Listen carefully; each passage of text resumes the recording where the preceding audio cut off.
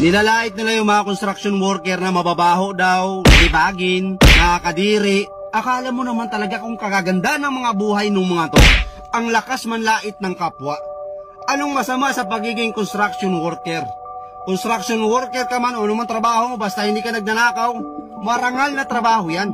Ang hindi lang marangal, itong utak ng mga taong to na walang ibang laman kundi ang manlait ng kapwa, na akala mo naman talaga ang gaganda ng mga buhay. Pati mukha, di ba? Kala mo kung sino maganda, yung mga babae dyan? Hindi ko na lang ipangano dito yung mga mukha eh. Baka mamaya magsipagpalagan, mag-iyakan naman yung mga yan. Yung mga babaeng diring-diri sa mga construction worker na lagi na lang pinopost sa TikTok, kahit dito sa Facebook, na pass sa mga construction boy. Nakakadiri sila, ang babaho nila. May mga vlogger dyan, kilala nyo na yan, kahit di ko nasabihin, napanood nyo rin naman yan. Grabe, diring-diri, wow ha. Eh di sana kayong gumawa ng mga bahay ninyo. Ayaw nyo pala eh. Nandidiri pala kayo sa mga construction worker. Kayong gumawa. Tingnan natin. Masyado kayong magagaling sa buhay eh. Ha?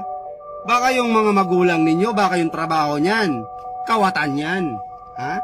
Baka yung pinapakain sa inyo ng mga magulang nyo, ang ganda ng trabaho ng mga magulang nyo, pero lakas naman mangawat. Ha? Ang lakas mangutong sa kaba ng taong bayan. Bato-bato sa langit. Lakas yung manlait sa mga construction worker, porkit ba nasa opisina kayo? Naka-aircon kayo? Hindi kayo naiinitan ng araw. Maganda yung mga uniform nyo.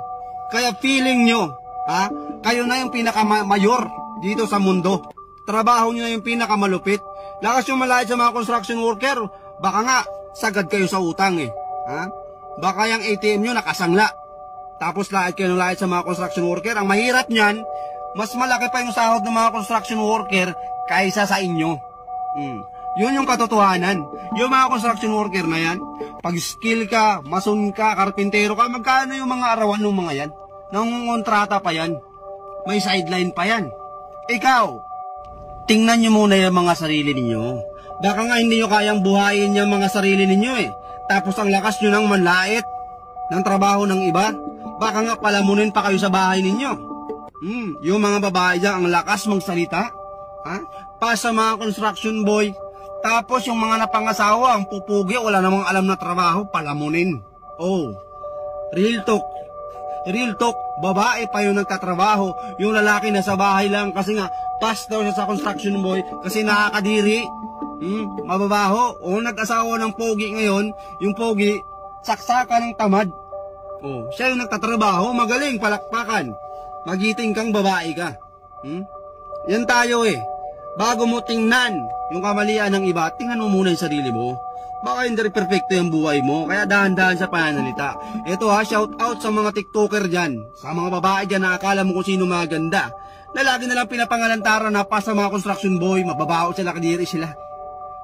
Uy, huwag kayong magsalita ng tapos, kaibigan, ha mga girls. Baka nyan, pag nakapag-asawa kayo, ha? Baka may hirap na hirap pa kayo sa buhay. Huwag masalita ng tapos.